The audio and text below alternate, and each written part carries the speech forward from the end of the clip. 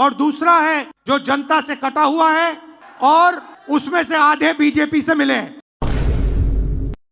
गुजरात ने कांग्रेस पार्टी को हमारा ओरिजिनल नेतृत्व दिया और उस नेतृत्व ने हमें सोचने का तरीका, लड़ने का तरीका, जीने का तरीका दिया।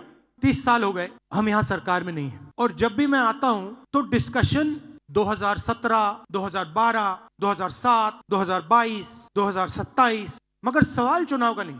जब तक जो हमारी जिम्मेदारी है उसको जब तक हम पूरा नहीं करेंगे, गुजरात की जनता हमें चुनाव नहीं जिताएगी। जिस दिन हमने अपनी जिम्मेदारी पूरी कर दी, उस दिन मैं आपको गारंटी करके कहता हूं कि गुजरात के सारे लोग कांग्रेस पार्टी को अपना समर्थन दे देंगे। गुजरात रास्ता देखना चाहती है। मैं डर के नहीं बोल रहा हूं, मैं शर्मा के नहीं बोल रहा हूं, मगर मैं आपके सामने ये बात रखना चाहता हूं कि चाहे हमारे कार्यकर्ता हो, चाहे राहुल गांधी हो, चाहे हमारे जनरल सेक्रेटरी हो, चाहे हमारे पीसीसी प्रेसिडेंट हो, हम गुजरात को रास्ता नहीं दिखा पा रहे हैं। गुजरात की जो लीडरशिप है उसमें 2 तरीके के लोग हैं, डिवीजन है।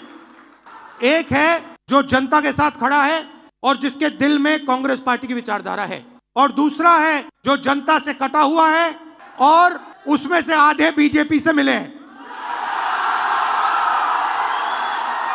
जीतने हारने की बात छोड़ दो, बस जो हमारे लीडर हैं अगर उनका यहां हाथ ऐसे कटे तो उसमें से कांग्रेस का खून निकलना चाहिए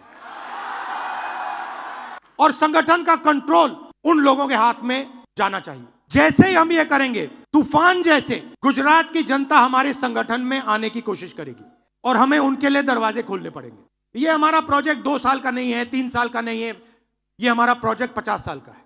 कांग्रेस पार्टी की विचारधारा जो सचमुच में गुजरात की विचारधारा है, जो आपने हमें सिखाया है, जो गांधी जी ने हमें सिखाया है, जो सरदार पटेल जी ने हमें सिखाया है, वही हमने गुजरात में करना है।